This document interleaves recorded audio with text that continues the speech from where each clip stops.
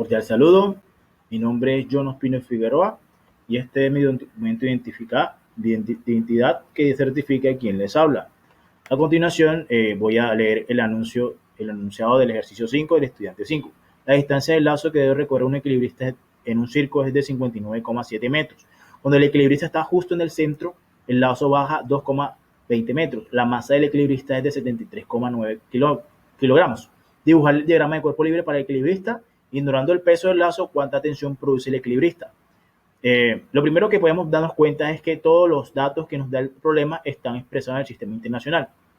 Vamos a dar respuesta a las siguientes preguntas de introducción. ¿Qué establecen las tres leyes de Newton y cuáles de ellas usará en este problema?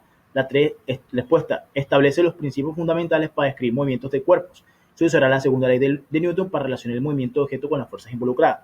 En términos de la tercera ley de Newton, la fricción-reacción aparece como una fuerza de reacción. ¿A qué fuerza? A la fuerza de empuje horizontal. Recordemos que en el movimiento horizontal, en el caso de que existe un coeficiente de fricción, la fuerza de fricción es un vector contrario a la fuerza de empuje, que se obtiene multiplicando el coeficiente de fricción por la normal o el peso. ¿Qué significa que un sistema está en equilibrio de fuerza? La sumatoria de sus fuerzas que actúan sobre el objeto es igual a cero. ¿Cuál es la diferencia entre masa y peso? Que la masa es una magnitud escalar y el peso es una magnitud vectorial con dirección y sentido, y la masa solamente expresa una cantidad. ¿Cómo se expresa matemáticamente el sistema de fuerza enunciado con base a las leyes de Newton? Vemos que la sumatoria de fuerzas en Y y la sumatoria de fuerzas en X.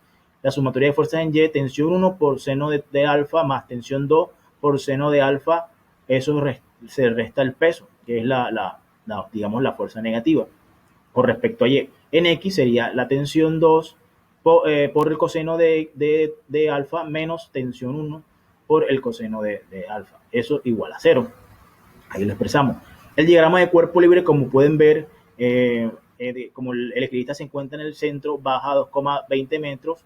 Vemos las tres fuerzas que actúan: la fuerza de tensión 1, tensión 2 y el peso. Esto aquí expresamos el peso en función multiplicando la masa por la gravedad y obtenemos ese valor.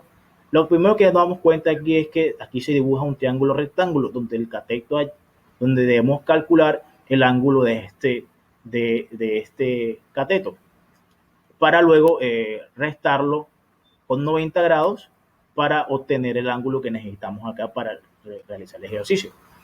Al llevar esto al triángulo rectángulo, podemos identificar el cateto adyacente y el cateto opuesto. Esos son los datos que nos da el problema. Y sabemos que hay una razón trigonométrica que nos permite calcular ese ángulo. Aquí lo obtenemos reemplazando con los valores dados por el ejercicio y haciendo el respectivo despeje, tangente menos 1 por 13,6. Esto nos da 85,79.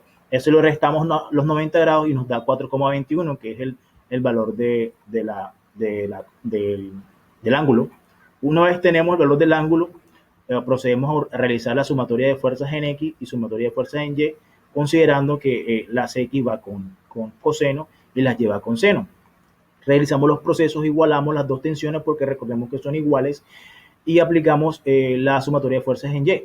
En este caso, considerando el seno porque está en el eje Y, en el eje de las ordenadas. Entonces hacemos el procedimiento respectivo matemático, realizando la multiplicación y luego la sumatoria de la fuerza. Despejamos aquí el peso y aquí despejamos el 2, lo pasamos a dividir y tenemos esta expresión, en la cual vamos a obtener, al meter en la calculadora, 4.937,59 newtons.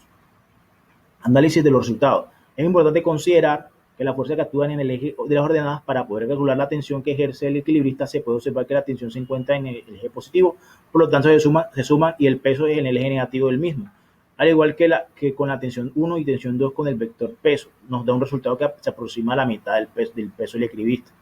Debido a que el equilibrista se encuentra en equilibrio, las tensiones generadas serán iguales, es decir, igual a 0. Aquí obtenemos esa respuesta. Muchas gracias por la atención prestada y nos vemos en la próxima.